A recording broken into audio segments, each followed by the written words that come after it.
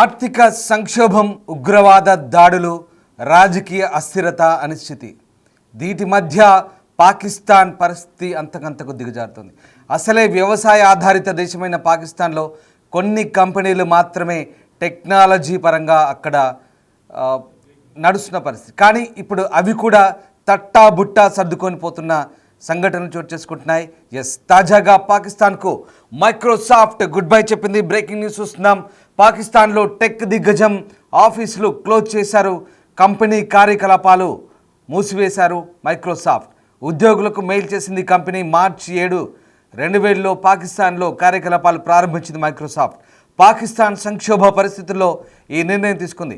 ఆర్థికంగా దివాలా తీయడంతో ఒక్కొక్కటిగా పాకిస్తాన్ను వీడుతున్న ఈ కంపెనీలు, మారుతున్న రాజకీయ పరిస్థితులు, ఆర్థికంగా దివాలా అంచున చేరడం, ఇక ఆ దేశంలో రాజకీయ అస్థిరత, ఆర్థిక వ్యవస్థ ప్రధాన కారణాలుగా చెప్తున్నారు. ప్రభుత్వాలు మారడం, అధిక పన్నులు, టెక్నాలజీ ఇంపోర్టులో ఇబ్బందులతో ఈ నిర్ణయం తీసుకున్నట్టుగా చెప్తున్నారు.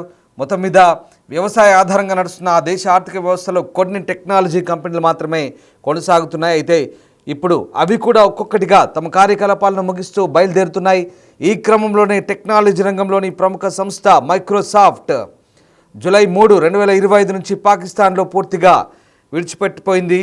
ఈ సంస్థ ఎలాంటి అధికారిక ప్రకటన చేయకుండా అక్కడి కార్యకలాపాలను మూసివేసింది. ఈ విషయాన్ని మైక్రోసాఫ్ట్ పాకిస్తాన్ శాఖ చీఫ్ జువాద్ రెహమాన్ వెల్లడించారు. దీన్ని ఒక యుగానికి ముగింపుగా అభివర్ణిస్తున్నారు. ఇక మార్చి 7, 2000 సంవత్సరంలో మైక్రోసాఫ్ట్ పాకిస్తాన్లోకి ప్రవేశించి అక్కడి డిజిటల్ అభివృద్ధికి నాంది పలికింది. దాదాపు 25 ఏళ్లుగా కొనసాగిన ఈ భాగస్వామ్యాన్ని ఇప్పుడు ఆ సంస్థ ముగించింది.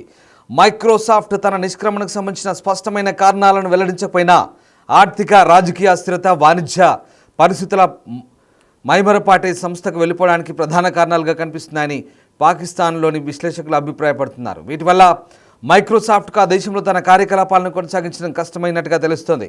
2024 ఆర్థిక సంవత్సరంలో పాకిస్తాన్ వాణిజ్య లోటు $24.5 బిలియన్ పెరిగింది. జూన్ 2025 నాటికి ఆ దేశ విదేశీ మారక ద్రవ్య నిల్వలు కేవలం $11.5 బిలియన్ పరిమితమయ్యాయి. ఇది టెక్నాలజీ దిగుమతులు, విదేశీ పెట్టుబడులపై తీవ్ర ప్రభావాన్ని చూపాయి. దీంతో ఒక్కసారిగా పాకిస్తాన్లో పేదరికం కూడా పెరుగుతూ వచ్చింది. ఇక ఇవే కాక పేదరికంతో బాధపడుతున్న పాకిస్తాన్లో స్థానికంగా అవసరమైన నైపుణ్యాలు కలిగిన ప్రజలు కూడా లేరు. ఇక్కడ టెక్నాలజీకి కావలసిన స్థాయిలో స్కిల్డ్ పీపుల్, అంటే ప్రతిభావంతులైన నిపుణులు కూడా లేకపోవడం, మార్కెట్ డిమాండ్ కొరత, సామర్థ్యాల లోపం వంటి అంశాలు కంపెనీని దూరం చేశాయి. అంతేకాక రాజకీయంగా, ఆర్థికంగా మల్టీనేషనల్ సంస్థలు పనిచేయడానికి అనువైన వాతావరణం లేకపోవడం కూడా ప్రధాన కారణంగా చెప్తున్నారు. మరోవైపు ఇటు భారత్ మాత్రం ప్రస్తుతం ప్రపంచంలో టెక్నాలజీ రంగంలో దూసుకెళ్తున్న పరిస్థితి. గ్లోబల్ టెక్ కంపెనీలు తమ పెట్టుబడులకు భారత్ను అత్యుత్తమ గమ్యంగా గుర్తిస్తున్నాయి. దేశంలో సుస్థిరమైన పాలన, స్పష్టమైన విధానాలు, వేగంగా అభివృద్ధి చెందుతున్న డిజిటల్ ఆర్థిక వ్యవస్థ, మైత్రి, దౌత్య సంబంధాల వల్ల భారత్ అంతర్జాతీయంగా ప్రాధాన్యత గల దేశంగా ఎదుగుతోంది. ఇక పాకిస్తాన్ విషయంలో చూస్తే అక్కడ ఉగ్రవాద కార్యకలాపాలు, మదర్సాల్లో ఇచ్చే విద్య, యువతలో నైపుణ్యాలు ఈ లోపానికి దారితీస్తున్నాయి. దీంతో అక్కడ టెక్నాలజీ అభివృద్ధికి అవసరమైన మానవ వనరులు తక్కువవుతూ సంస్థలు అక్కడ గుడ్ బై చెప్తున్న పరిస్థితి కనబడుతుంది. మీరు చూస్తున్న దృశ్యాలు పాకిస్తాన్కు సంబంధించిన దృశ్యాలు చూస్తున్నాం. పాకిస్తాన్లో మైక్రోసాఫ్ట్ కంపెనీ తట్టా బుట్టా సర్దుకొని వెళ్ళిపోకపోతే ఏం చేస్తుంది? పాకిస్తాన్లో నైపుణ్యం గల వ్యక్తులు లేరు, ఏం చేస్తారు? పాకిస్తాన్లోని మదర్సాల్లో మతానికి సంబంధించిన, మత ఛాందసవాదానికి సంబంధించిన విద్యను అక్కడి విద్యార్థుల్లో వాళ్ళ మెదళ్ళలో నింపి ఉగ్రవాదులుగా తయారు చేయడమే పాకిస్తాన్ పాలకుల పని. అంతకు మించి పాకిస్తాన్లో ఏమీ జరగదు. అందుకే పాకిస్తాన్లో అక్కడ ఉన్నటువంటి కంపెనీలు కూడా వెళ్ళిపోతున్నాయి. ఒక కంపెనీ ఉండాలంటే, ఒక మల్టీనేషనల్ కంపెనీ ఉండాలంటే దానికి తగిన మానవ వనరులు కూడా ఉండాలి. ఆ దేశంలో నైపుణ్యం గల వ్యక్తులు ఉండాలి, స్కిల్డ్ పర్సన్ ఉండాలి. అందుకు ప్రభుత్వాలు తోడ్పడాలి, అందుకు తగ్గట్టుగా విద్యను అందించాలి, వాళ్ళను ఆ స్కిల్డ్ పర్సన్స్గా తయారు చేయాలి. కానీ పాకిస్తాన్లో ఏం జరుగుతుంది? పాకిస్తాన్ పాఠశాలలో, పాకిస్తాన్ మదర్సాలలో తీవ్రవాదాన్ని నూరిపోస్తున్నారు, ఉగ్రవాదాన్ని నరనరణ పిల్లలకు ఎక్కిస్తున్నారు, మత మౌఢ్యాన్ని ఎక్కిస్తున్నారు. అందుకే పాకిస్తాన్ ఇవాళ ఇలాంటి దుర్భర పరిస్థితులను ఎదుర్కొంటుంది కూడా భవిష్యత్తులో. ఖచ్చితంగా పాకిస్తాన్ లాంటి రాజకీయ అస్థిరత ఉన్నటువంటి దేశాల్లో ఇక ఎలాంటి మల్టీనేషనల్ కంపెనీలు మనుగడ సాగించలేవడానికి మైక్రోసాఫ్ట్ ఒక ఉదాహరణ. 2000 సంవత్సరంలో మైక్రోసాఫ్ట్ సరిగ్గా 25 ఏళ్ల క్రితం పాకిస్తాన్లో బ్రాంచ్ను ఓపెన్ చేసినప్పుడు చాలా అట్టహాసంగా ఆర్భాటంగా పాకిస్తాన్ ఇక సాఫ్ట్వేర్లో డిజిటల్ రంగంలో దూసుకుపోతుందని చాలామంది భావించారు. అక్కడ బిల్ గేట్స్ కూడా ఓపెన్ చేసినప్పుడు వెళ్ళాడు, చాలా పెద్ద ఎత్తున సంబరాలు చేసుకున్నారు. కానీ ఇవాల్టి రోజు సరిగ్గా 25 సంవత్సరాల తర్వాత పాకిస్తాన్లో పరిస్థితి ఏంటి? యుద్ధాలు చేస్తారా? మీ దేశంలో ఆర్థికంగా సరిగ్గా లేదు, పూర్తిగా దిగజారిపోయారు. ఉన్న కంపెనీలు తట్టాబుట్టా సర్దుకొని పోతుంటే మీకు యుద్ధాలు కావాలా? పొరుగు దేశం భారత్తో కొట్లాట కావాలా? తీవ్రవాదాన్ని పెంచి పోషించి భారత్ పైకి ఉసుగొల్పుతారా? ఇదా పాకిస్తాన్లో పరిస్థితి? మీ దేశంలో మీరు కాపాడుకోండి. చూడండి, తట్టాబుట్టా సర్దుకొని అందరూ వెళ్ళిపోతున్నారు.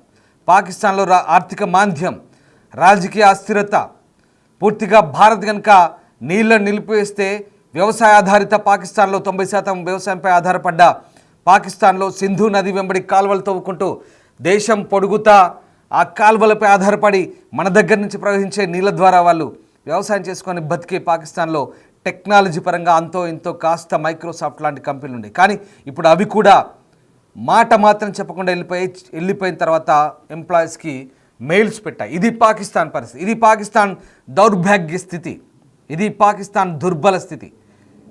ఒక విషయం చెప్తాను, పాకిస్తాన్లో ప్రస్తుతం ఎలాంటి సిచ్యువేషన్ ఉందో ఆ దేశ మాజీ అధ్యక్షుడు చేసిన ట్వీట్ మనం చూడవచ్చు. పూర్తిగా పాకిస్తాన్ నుంచి ఏ రకంగా ఆ మైక్రోసాఫ్ట్ కంపెనీ వెళ్ళిపోయిందో ఆయన చేసిన ట్వీటే మనకి ఇక్కడ నిదర్శనంగా కనిపిస్తోంది. ప్రధానంగా పాకిస్తాన్లో ఇప్పుడున్నటువంటి పరిస్థితుల నేపథ్యంలో ఒక్కసారిగా రాజకీయ అనిశ్చితి, ముఖ్యంగా పెట్టుబడులకు అనుకూలంగా లేదు. అంతేకాదు ఆ ట్వీట్ మనం చూడొచ్చు, ఆ దేశ మాజీ ప్రధాని ఆరిఫ్ అల్వీ చేసిన ట్వీట్ అది. మాజీ అధ్యక్షుడు ఆరిఫ్ అల్వీ చేసిన ట్వీట్ అది. Microsoft decision to shut down operations in Pakistan is a troubling sign for our economic future. I vividly recall February 2022 when Bill Gates visited my office on behalf of the people of Pakistan. I had to honor of conferring the Hilal-e-Imtiyaz on him for his remarkable or dikhai and yes fine. So ఆ రకంగా ఆయన చేసిన కృషికి ఆ హిలాల్-e-Imtiyaz అనే ఒక గౌరవ సూచిక బిరుదును కూడా మైక్రోసాఫ్ట్ అధినేత బిల్ గేట్స్కు అప్పట్లో పాకిస్తాన్ మాజీ అధ్యక్షుడు ఇచ్చిన సూచికను కూడా ఆయన ట్విట్టర్ రూపంలో పెట్టాడు. పాకిస్తాన్ ఆర్థికంగా దిగజారిపోతుందంటూ ఆయన భయాందోళన వ్యక్తం చేస్తున్నారు. ఒకప్పటి పాకిస్తాన్లో మైక్రోసాఫ్ట్ అధినేత బిల్ గేట్స్ సందర్శించినప్పటి దృశ్యాలు అవి. ఇప్పుడు ఏమైంది? పాకిస్తాన్లో పూర్తిగా పరిస్థితులు మారిపోయాయి. ఒక్క విషయం చెప్తాను, 2022 జూలై నెలలో పాకిస్తాన్ చెందిన ఒక మంత్రి ఏం చెప్పాడో తెలుసా పాకిస్తాన్ ప్రజలకి? మన దేశ ఆర్థిక పరిస్థితి బాగాలేదు, మనం చాయ్ పత్తా ఉంటుంది కదా, చాయ్ పత్తా మనం విదేశాల నుంచి దిగుమతి చేసుకుంటున్నాం, చాయ్ తక్కువ తాగండిరా బాబు, మనకు చాయ్ పత్తా కూడా గతి లేదంటూ ఆ దేశ మంత్రి ఏకంగా స్టేట్మెంట్ ఇవ్వడం చూస్తే పాకిస్తాన్ పరిస్థితి ఏ రకంగా ఉందో ఒకసారి మనం అర్థం చేసుకోవచ్చు. అలాంటి పాకిస్తాన్ భారత్తో యుద్ధానికి దిగుతుంది. అలాంటి పాకిస్తాన్ పక్క దేశం చైనా, తుర్కీతో కలిసి భారత్ పైకి మిసైల్ వేస్తుంది. అలాంటి పాకిస్తాన్ భారత్ పైకి ఉగ్రవాదం ఉసిగొల్పుతుంది. తినడానికి తిండి లేకున్నా, ఆర్థిక మాంద్యం ఉన్న దేశంలో పరిస్థితులు బాగా లేకున్నా యుద్ధాలు మాత్రం కావాలి. ఇది పాకిస్తాన్ పరిస్థితి. పాకిస్తాన్ నిజంగా ఎంత దుర్బలమైన పరిస్థితిలో ఉందంటే అక్కడ దేశ ఆర్థిక పరిస్థితి, అక్కడ దేశ ద్రవ్యోల్బణం. అరే పిండి కోసం కొట్లాడుకుంటారు, చపాతీ పిండి కోసం పాకిస్తాన్లో కొట్లాట్లు అవుతాయి తెలుసా? అలాంటి దౌర్భాగ్య పరిస్థితిలో పాకిస్తాన్ ఉంది. కేవలం గోధుమ పిండి కోసం కొట్లాడుకునే పాకిస్తాన్లో ఇలాంటి మల్టీనేషనల్ కంపెనీలు ఉంటాయా? మల్టీనేషనల్ కంపెనీలు ఉండాలంటే కావాల్సిన సౌకర్యాలు ఉండాలి, అక్కడ సౌహృద్భావ వాతావరణం ఉండాలి, అక్కడ పరిస్థితులు అనుకూలంగా ఉండాలి, అంతర్జాతీయ సౌకర్యాలు ఉండాలి, అంతర్జాతీయంగా మంచి పరిస్థితులు ఉన్నాయి. కానీ పాకిస్తాన్లో ఉన్నదేంటి? మతమౌఢ్యం, ఉగ్రవాదం, రాజకీయ అనిశ్చితి, గొడవలు, కొట్లాట్లు. ఇటు చూస్తే కాబిర్ పంక్తుంక్వా, అటు చూస్తే బలూచిస్తాన్, మరోవైపు ఇటు ఇస్లామాబాద్, లాహోర్, రావల్పిండిలో ఎంతసేపు మతానికి సంబంధించిన నాయకులు ఉగ్రవాదాన్ని పెంచి పోషించే టెర్రర్ లాంచ్ ప్యాడ్ అని తయారు చేసే ముఠా నాయకులు తయారయ్యారు. పూర్తిగా ఇది పాకిస్తాన్ పాఠశాలలో, పాకిస్తాన్ కళాశాలలో, పాకిస్తాన్ మదర్సాలలో ఎక్కడ చూసినా మతమౌఢ్యం, ఉగ్రవాదం, భారత్ పైకి ఏ రకంగా దండయాత్ర చేయాలి, ఏ రకంగా దాడులు చేయాలి. కానీ భారత్ని చూడండి ఏ రకంగా ఉందో. పాకిస్తాన్ ఒక్కసారి భారత్ని చూసైనా బుద్ధి తెచ్చుకోవాలి. ఇవాళ ప్రపంచ దేశాల్లో సాఫ్ట్వేర్ ఎగుమతుల్లో మొదటి స్థానంలో ఉంది భారత్. టాప్ 5లో ఉంది. ప్రపంచ దేశాల్లో సాఫ్ట్వేర్లో భారత్ దూసుకుపోతుంది. టెక్నాలజీ పరంగా సరికొత్త అవకాశాలను అందిపుచ్చుకొని అనేక అగ్ర కంపెనీలన్నీ కూడా భారత్లో క్యాంపస్లు తెరుస్తున్నాయి. కారణం భారత్లో రాజకీయ సుస్థిరత, భారత్లో మంచి పరిపాలన, భారత్లో స్నేహపూర్వక వాతావరణం, భారత్లో అంతర్జాతీయ సౌకర్యాలు, భారత్లో కావాల్సినటువంటి అనువైన సౌకర్యాలు పెట్టుబడులకు ఉన్నాయి. ఇందుకే అంతర్జాతీయ కంపెనీలు భారత్ను తమ పెట్టుబడులకు స్వర్గధామంగా భావిస్తుంది, అవకాశాలను అందిపుచ్చుకుంటుంది. కానీ ఇప్పుడు పాకిస్తాన్లో మైక్రోసాఫ్ట్ లాంటి సంస్థలు వెళ్ళిపోతున్నాయి. నిజంగా పాకిస్తాన్ ప్రజల పరంగా ఆలోచిస్తే ఇది వాళ్ళకు గడ్డు కాలమే. మనకు పాకిస్తాన్ పౌరులంటే కోపం కాదు, పాకిస్తాన్ ప్రజలంటే మనకు ద్వేషం కాదు. కేవలం పాకిస్తాన్లో ఉగ్రవాదాన్ని పెంచి పోషిస్తున్న పాలకులు, ఆర్మీ, ఐఎస్ఐ, టెర్రరిస్టు నాయకులు, అలాగే అక్కడ ఉన్నటువంటి కొంతమంది మత ఛాందసవాదులు, ఇలాంటి వారి వల్లే పాకిస్తాన్ ఇవాళ పూర్తిగా దుర్బల పరిస్థితిలోకి నెట్టివేయబడుతుంది. రాజకీయంగా అనిశ్చితితో నాశనం అవుతున్న పరిస్థితి. ఒక మైక్రోసాఫ్ట్ లాంటి కంపెనీ పోయిందే మీ దుర్మార్గాలకు, మీ రాజకీయ ఎత్తుగడలకు. ఇప్పుడేం చెప్తారు మీ దేశ ప్రజలకు? నిజంగా ఇది చాలా బాధాకరం. పాకిస్తాన్ మనం పక్క దేశం అయినా కూడా పాకిస్తాన్ సంబంధించి ఒక కంపెనీ పోయిందంటే ఎంతటి అక్కడ ఉన్నటువంటి ఇప్పుడు ఏం చేస్తారు సాఫ్ట్వేర్ ఇంజనీర్లంతా?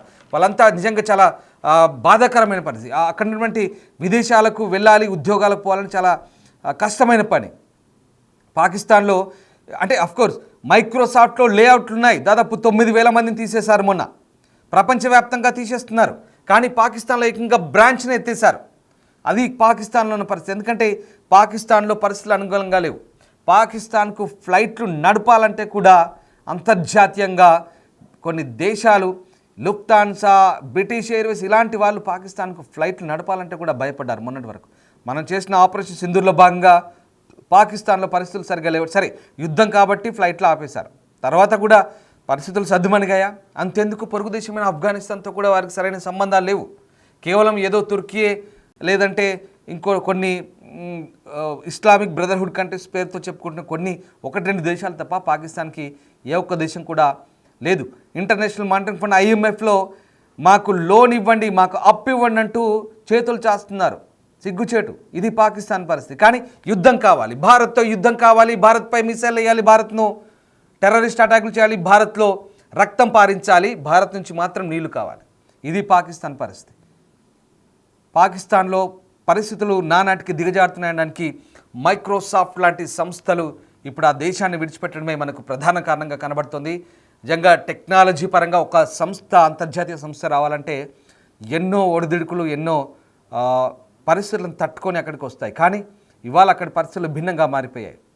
పూర్తిగా పాకిస్తాన్లో రాజకీయ అనిశ్చితే కాదు, ప్రాంతాల వారీగా వేర్పాటువాదులు తయారయ్యారు. బలూచిస్తాన్ మాకు కావాలంటున్నారు, ఖైబర్ పఖ్తూన్ఖ్వా మాకు కావాలంటున్నారు. మధ్యలో ఇస్లామాబాద్, రావల్పిండి, లాహోర్ లాంటి ఒక ముక్క.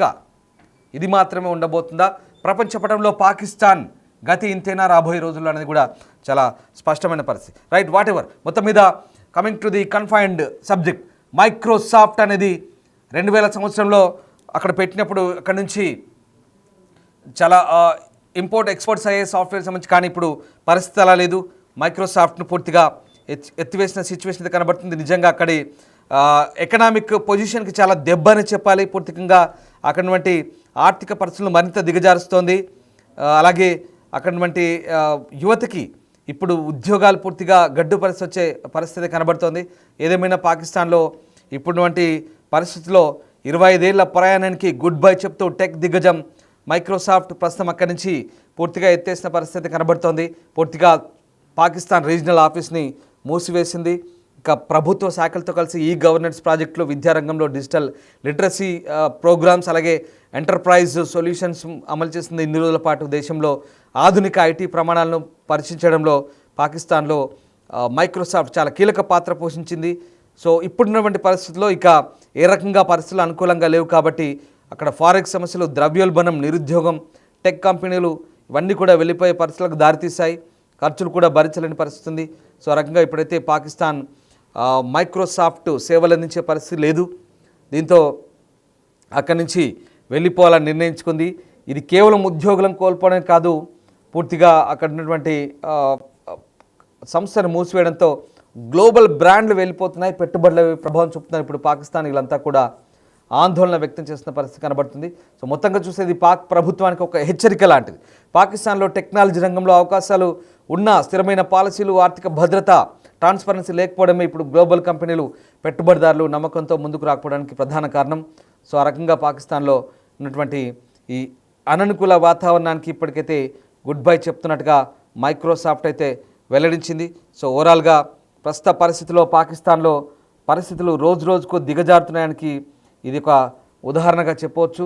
సో ప్రతిభ వలసలు పెరుగుతున్నాయి, నిరుద్యోగం పెరుగుతుంది, దేశంలో కొనుగోలు శక్తి తగ్గుతుందని ఆ దేశ మాజీ అధ్యక్షుడు ఆరిఫ్ అల్వి చేసిన ట్వీట్ అది. దానికి సంబంధించిన ట్వీట్ చూస్తున్నాం. సో ఆ రకంగా పాకిస్తాన్లో గ్లోబల్ టెక్ దిగ్గజం మైక్రోసాఫ్ట్ అయితే పూర్తి స్థాయిలో మూతపడింది. పాకిస్తాన్ ఇప్పుడు అనిశ్చిత సుడిగుండంలో చిక్కుకుంది, ఒక వర్ల్పూల్లో చిక్కుంది, నిరుద్యోగం పెరుగుతుంది, మన ప్రతిభ విదేశాలకు వలసపోతుంది అంటూ అవామీ సందర్భంలో ఇది ఒక అంతు చిక్కని కళ అంటూ ఆరిఫ్ అల్వి ఎక్స్పోస్ట్లో పేర్కొన్నాడు. సో మొత్తం మీద పాకిస్తాన్లో కావలసినటువంటి వనరులు అయితే ఇప్పుడు లేవు. అంతర్జాతీయంగా అభివృద్ధి చెందుతున్నటువంటి ఈ స్థితిలో టెక్నాలజీ లేదు, కావలసిన మ్యాన్ పవర్ లేదు, స్కిల్ పవర్ లేదు, పాకిస్తాన్లో సరైన విద్య లేదు, వసతులు లేవు. సరే, unfortunately it's very bad. Pakistan చాలా వెనుకబడిపోతుందనడానికి ఇది ఒక నిదర్శనం. పాకిస్తాన్, మళ్ళీ చెప్తున్నాను, పాకిస్తాన్ ప్రజల మీద కోపం కాదు, పాకిస్తాన్ పాలకులు ఉగ్రవాదాన్ని పెంచి పోషిస్తున్న కొంతమంది మీదే భారత్కు ఎప్పటికైనా వాళ్ళని నిర్మూలించాలన్నదే భారత్ లక్ష్యం. అలా ఉంటేనే చర్చలతో సిద్ధం కండి అంటూ భారత్ కూడా చెప్తుంది. ఏదేమైనా పాకిస్తాన్కు ఇదొక హెచ్చరిక లాంటిది. గ్లోబల్ దిగ్గజాలు, కంపెనీలు, పెట్టుబడులు, ప్రపంచవ్యాప్తంగా వచ్చే మల్టీనేషనల్ కంపెనీలు ఇక నుంచి పాకిస్తాన్ ఒక్కొక్కటిగా విడిపోయే అవకాశం కనిపిస్తుంది. పాకిస్తాన్కి ఇదొక హెచ్చరిక లాంటిది.